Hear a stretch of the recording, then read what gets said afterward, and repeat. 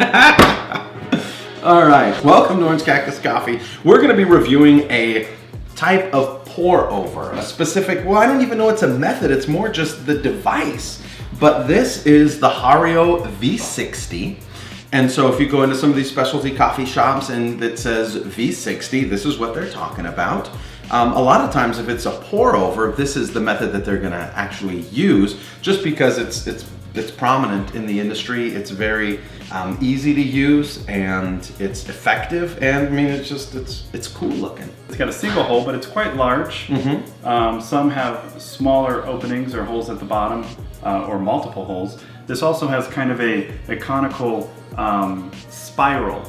Yeah. And the idea, which I don't know, have you ever seen when you pour the water, it's supposed to kind of spiral. Yeah, I gotta tell you, I really enjoy using it. I use it every day. I have not seen the spirally swirling down. So you've got the V60, about 22 bucks for a porcelain one. They sell glass ones as well. They sell plastic ones as well. They sell a fancy copper ones. So you've kind of got your pick of what you want to use. Porcelain, glass, copper, metal. This right here is a stand, and to be real honest with you, I bought the stand because I think it looks cool.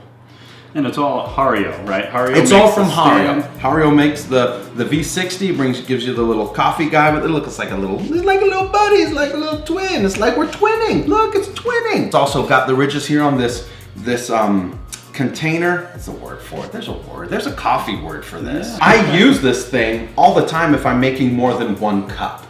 So it's got little markers on it. They're kind of approximate, 400 milliliters and 500 milliliters, and it sits on this stand. The other thing that I got here is the Hario V60 scale. I went all in Hario V60. So it was on Amazon, I think 20, 30, 40, so probably 100 bucks for everything. Coffee already ground up. We're gonna do a little demo and walk you through kind of a basic just brew process using the V60. And we're only making a single cup, so. We're making a single cup, and I'm making it for this particular device. It is 6 grams of water that remain behind inside the filter itself.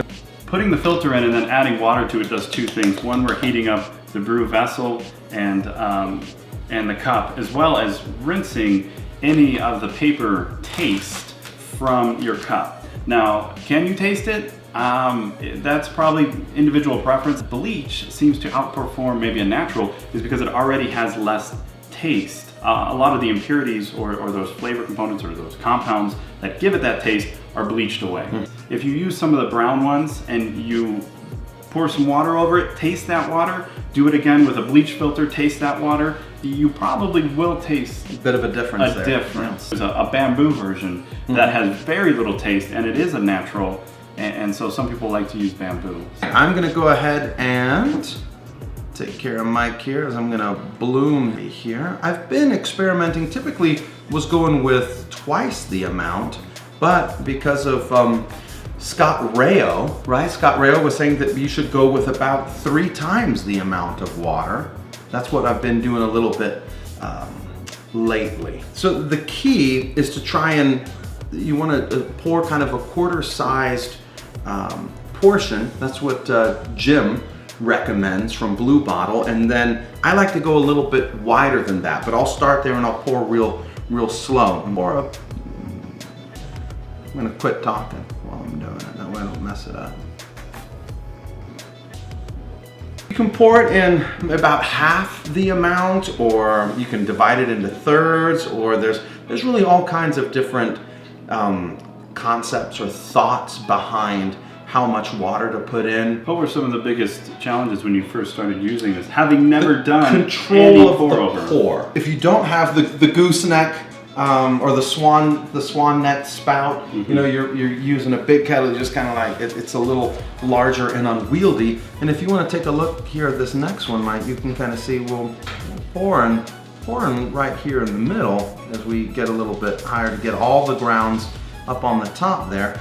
But you can probably see that as it comes down, can you see the direction with the bubbles? So you can see the direction of the water going towards the outside. It's going towards the outside, but then as it sinks down lower, you'll see that there is water going down the middle as well. So what the way you dial this in is it really comes down to your grind setting, right? You have how much coffee you're using, you have how much water you're using, that gives you your ratio. Typically, you know, anything from maybe 16, 17 to 1 is kind of considered, you know, a basic normal cup. Anything lower, like 10 to 1, is a strong cup. But then from there, what you basically want to do is you want to make sure that the water passes through the grounds at a steady, consistent rate. And we're typically shooting with the V60 for anywhere, I would say, from on the low end 3 minutes to up to 5 minutes. Yeah. Generally, and that varies based on what kind of extraction you like, what kind of beans you're using. You just want to be careful. If it's too quick, it's going to be under extracted and most likely sour.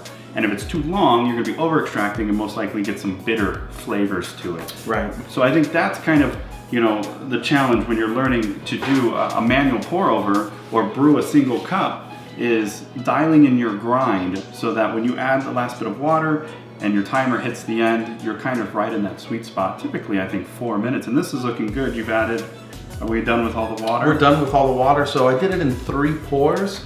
You know, you do 1 pour, let it drain all the way out. 2nd pour, drain all the way out. 3rd pour, drain all the way out, and then you're left with your cup of coffee at the end, and Mike is gonna drink it and kind of see whether we did a good job with it or not. I typically like the water a little bit hotter. I don't know, I was looking for my thermometer, couldn't find it. I don't know what the temperature is, but I like it typically between 195 and 205 degrees. Range. Once you get the technique down, you will have some of the best cups you've ever had, you know, using a nice pour over method. You know, it has a different, because we're using a filter, it will contrast and be different than a French press. Something that, or you know, even an espresso shot, something that doesn't use a paper filter, it's going to have different characteristics. Generally, these will be what they consider brighter, more acidic tasting coffees, if you will. Not as much body as a French press. And that's another thing that I really love about it. I mean, you toss the filter and the coffee away, you rinse this puppy, and you're off to the next one. You're done. How is it? That's the question. Smells good. Be critical. Be critical. And that's, before I taste it, I'm confident it's going to taste well because it's like a recipe. We got the grind, we got the time, and we got the temperature of the water and the amount of coffee we're using. You know, you kind of get all those. Once you experiment with your grind settings and you find something that works, you just keep it at that, or you just know where to get back to it. Yeah. It is going to be finer than one of your French presses, but it's going to be not as fine as some of your espressos. So, you know, kind of in between on the setting. And then it's an excellent way to experiment and learn, and it's great. Good job. I like it. I enjoy it. It's a great Ethiopian. Shout out to did I put it away? You put it away. I put it away. Chandler, Arizona. Peixoto. This was Peixoto. That's right. A naturally processed Ethiopian from Yirgacheffe. Great some outfit. Strawberry and lemon in there?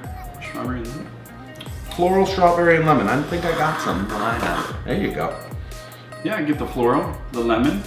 There you have it. There's the V60 that I love. I love the whole kit, you know. You got the scale, you got the stand, you got the brew vessel, you've got the dripper, you've got the filters. You know, you can go all in. You can go all in on Hario. Ultimately, we just wanted to give our approval and tell you we like this device. We think it's a great place to start, experiment with, and enjoy for the rest of your life. Yeah.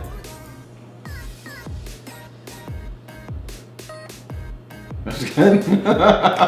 Rest of your life. It's kind of a commitment, but I'm ready. I'm ready, V60. Till death do us part. Very, very good. Very good.